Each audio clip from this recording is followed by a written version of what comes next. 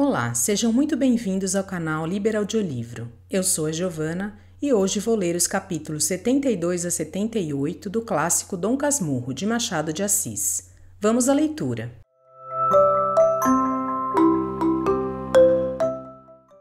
Capítulo 72 – Uma reforma dramática. Nem eu, nem tu, nem ela, nem qualquer outra pessoa desta história poderia responder mais, tão certo é que o destino, como todos os dramaturgos, não anuncia as peripécias nem o desfecho. Eles chegam a seu tempo, até que o pano cai, apagam-se as luzes e os espectadores vão dormir. Nesse gênero há, porventura, alguma coisa que reformar, e eu proporia, como ensaio, que as peças começassem pelo fim. Otelo mataria a si e a Desdémona, no primeiro ato. Os 3 seguintes seriam dados à ação lenta e decrescente do ciúme, e o último ficaria só com as cenas iniciais da ameaça dos turcos, as explicações de Otelo e Desdémona e o bom conselho do fino Iago. Mete dinheiro na bolsa. Desta maneira, o espectador, por um lado, acharia no teatro a charada habitual que os periódicos lhe dão, porque os últimos atos explicam o desfecho do primeiro, espécie de conceito, e, por outro lado, ia para a cama com uma boa impressão de ternura e de amor. Ela amou o que me afligira, eu amei a piedade dela. Capítulo 73 – O contra-regra. O destino não é só dramaturgo, é também o seu próprio contra-regra, isto é, designa a entrada dos personagens em cena, dá-lhes as cartas e outros objetos e executa dentro os sinais correspondentes ao diálogo, uma trovoada, um carro, um tiro. Quando eu era moço, representou-se aí, em não sei que teatro, um drama que acabava pelo juízo final. O principal personagem era Assaveros, que no último quadro concluía um monólogo por esta exclamação: "Ouço a trombeta do arcanjo." Não se ouviu trombeta nenhuma. Assaveros, envergonhado, repetiu a palavra, agora mais alto, para advertir o contra-regra, mas ainda nada. Então caminhou para o fundo, disfarçadamente trágico, mas efetivamente com o fim de falar ao bastidor e dizer em voz surda: "O pistão, o pistão, o pistão." O público ouviu esta palavra e desatou a rir, até que, quando a trombeta soou deveras e Assaveros bradou pela 3ª vez que era a do arcanjo, um gaiato da plateia corrigiu cá de baixo: "Não, senhor, é o pistão do arcanjo." Assim se explicam a minha estada debaixo da janela de Capitu e a passagem de um cavaleiro, um dandy, como então dizíamos. Montava um belo cavalo alazão, firme na sela, rédea na mão esquerda, à direita à cinta, botas de verniz, figura e postura esbeltas. A cara não me era desconhecida. Tinham passado outros e ainda outros viriam atrás, todos iam às suas namoradas. Era uso do tempo namorar a cavalo. Relê Alencar. Porque um estudante, dizia um dos seus personagens de teatro de 1858, não pode estar sem estas 2 coisas, um cavalo e uma namorada. Relê Álvares de Azevedo.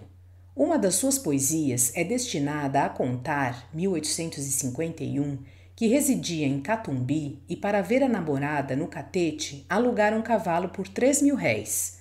3.000 réis. Tudo se perde na noite dos tempos. Ora, o dandy do cavalo baio não passou como os outros. Era a trombeta do juízo final e soou a tempo. Assim faz o destino, que é o seu próprio contra-regra. O cavaleiro não se contentou de ir andando, mas voltou a cabeça para o nosso lado, o lado de Capitu, e olhou para Capitu e Capitu para ele. O cavalo andava, a cabeça do homem deixava-se ir voltando para trás. Tal foi o segundo dente de ciúme que me mordeu. A rigor era natural admirar as belas figuras. Mas aquele sujeito costumava passar ali as tardes. Morava no antigo campo da aclamação e depois...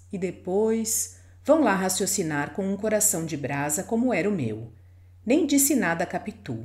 Saí da rua à pressa, enfiei pelo meu corredor e, quando dei por mim, estava na sala de visitas.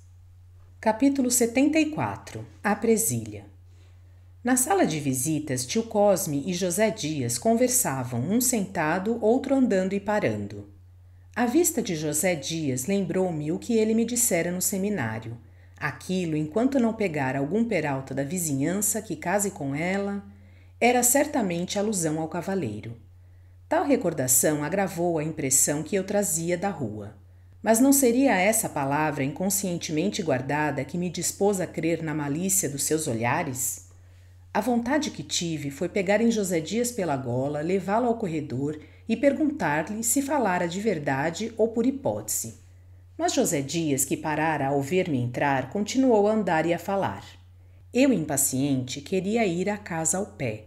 Imaginava que Capitu saísse da janela assustada e não tardasse a aparecer para indagar e explicar. E os dois falavam até que tio Cosme ergueu-se para ir ver a doente, e José Dias veio ter comigo ao vão da outra janela. A um instante tinha eu desejo de lhe perguntar o que havia entre Capitu e os peraltas do bairro.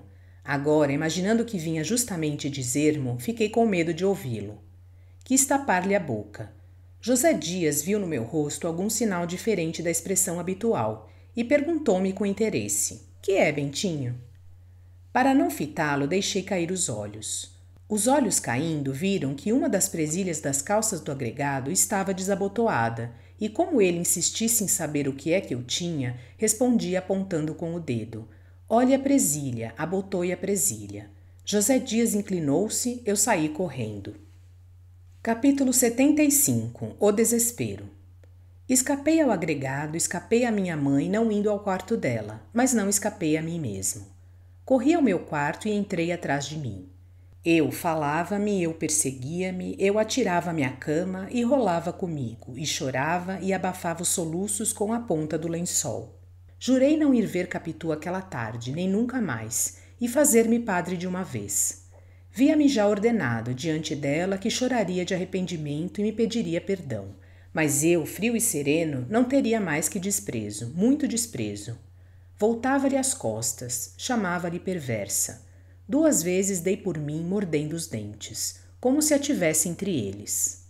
Da cama ouvi a voz dela, que viera passar o resto da tarde com minha mãe, e naturalmente comigo como das outras vezes. Mas por maior que fosse o abalo que me deu, não me fez sair do quarto. Capitu ria alto, falava alto, como se me avisasse. Eu continuava surdo, a sós comigo e o meu desprezo.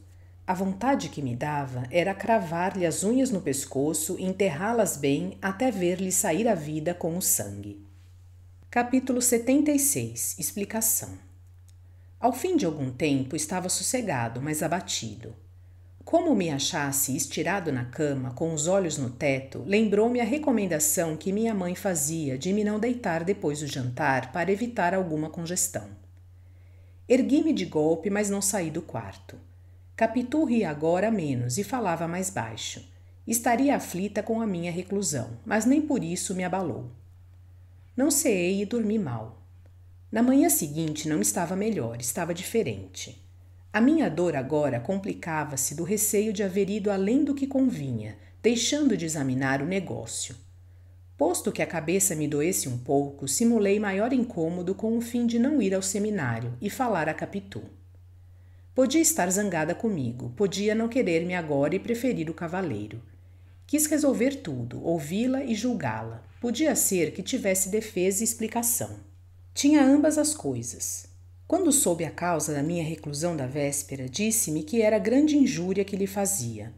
Não podia crer que depois da nossa troca de juramentos tão leviana julgasse que pudesse crer, e aqui romperam-lhe lágrimas, e fez um gesto de separação. Mas eu acudi de pronto, peguei-lhe das mãos e beijei-as com tanta alma e calor que a senti estremecer. Enxugou os olhos com os dedos, eu os beijei de novo por eles e pelas lágrimas. Depois suspirou, depois abanou a cabeça.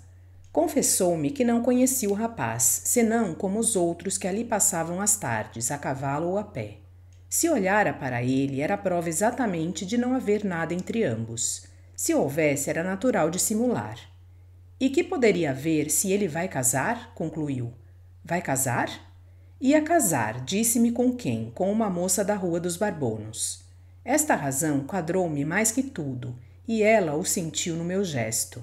Nem por isso deixou de dizer que, para evitar nova equivocação, deixaria de ir mais à janela. Não, não, não, não lhe peço isto.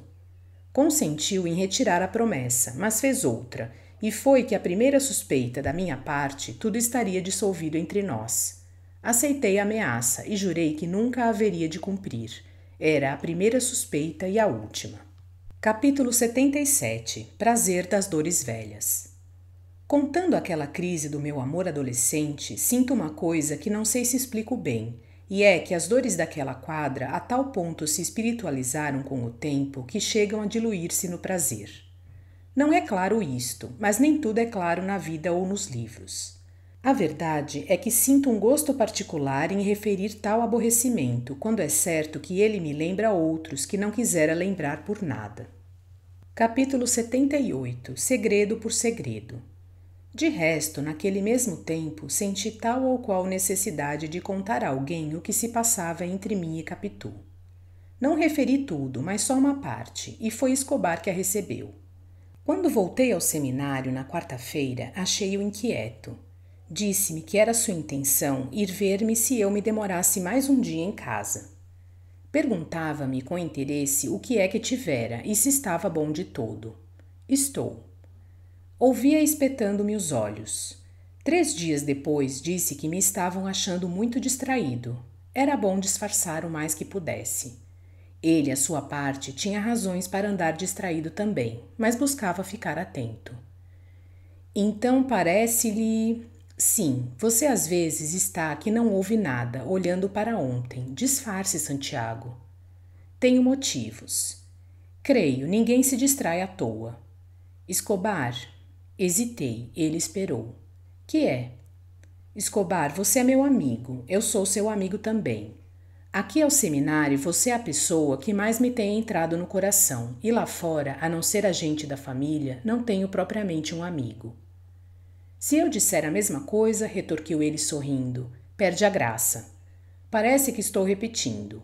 Mas a verdade é que não tenho aqui relações com ninguém. Você é o primeiro e creio que já notaram. Mas eu não me importo com isso. Comovido, senti que a voz se me precipitava da garganta. Escobar, você é capaz de guardar um segredo? Você que pergunta, é porque duvida, e nesse caso... Desculpe, é um modo de falar. Eu sei que é moço sério e faço de conta que me confesso a um padre. Se precisa de absolvição, está absolvido. Escobar, eu não posso ser padre. Estou aqui, os meus acreditam e esperam, mas eu não posso ser padre. Nem eu, Santiago. Nem você? Segredo por segredo. Também eu tenho o propósito de não acabar o curso. Meu desejo é o comércio, mas não diga nada, absolutamente nada. Fica só entre nós. E não é que eu não seja religioso. Sou religioso, mas o comércio é a minha paixão. Só isso? Que mais há de ser? Dei 2 voltas e sussurrei a primeira palavra da minha confidência, tão escassa e surda que não a ouvi eu mesmo. Sei, porém, que disse uma pessoa com reticência. Uma pessoa? Não foi preciso mais para que ele entendesse. Uma pessoa devia ser uma moça. Nem cuides que pasmou de me ver namorado. Achou até natural e espetou-me outra vez os olhos. Então contei-lhe por alto que podia, mas demoradamente para ter o gosto de repisar o assunto. Escobar escutava com interesse. No fim da nossa conversação, declarou-me que era segredo enterrado em cemitério. Deu-me de conselho que não me fizesse padre. Não podia levar para a igreja um coração que não era do céu, mas da terra. Seria um mau padre, nem seria padre. Ao contrário, Deus protegia os sinceros. Uma vez que eu só podia servi-lo no mundo, aí me cumpria ficar. Não calculas o prazer que me deu a confidência que lhe fiz. Era como que uma felicidade mais. Aquele coração moço que me ouvia e me dava razão trazia a este mundo um aspecto extraordinário. Era um grande e belo mundo, a vida uma carreira excelente, e eu nem mais nem menos um mimoso do céu. Eis a minha sensação. Nota que eu não lhe disse tudo, nem o melhor. Não lhe referi o capítulo do penteado, por exemplo, nem outros assim, mas o contado era muito. Que voltamos ao assunto não é preciso dizê-lo. Voltamos uma e muitas vezes. Eu louvava as qualidades morais de Capitu, matéria adequada à admiração de um seminarista, a simpleza, a modéstia, o amor do trabalho e os costumes religiosos. Não lhe tocava nas graças físicas, nem ele me perguntava por elas. Apenas insinuei a conveniência de a conhecer de vista. Agora não é possível, disse-lhe na primeira semana ao voltar de casa. Capitu vai passar uns dias com uma amiga da Rua dos Inválidos. Quando ela vier, você irá lá, mas pode ir antes, pode ir sempre, porque não foi ontem jantar comigo? Você não me convidou. Pois precisa convidar? Lá em casa todos ficaram gostando muito de você. Também eu fiquei gostando de todos, mas se é possível fazer distinção, confesso-lhe que sua mãe é uma senhora adorável. Não é verdade? Retorqui cheio de alvoroço. Espero que tenham gostado desta parte do clássico Dom Casmurro, de Machado de Assis. Obrigada por sua companhia. Até a próxima.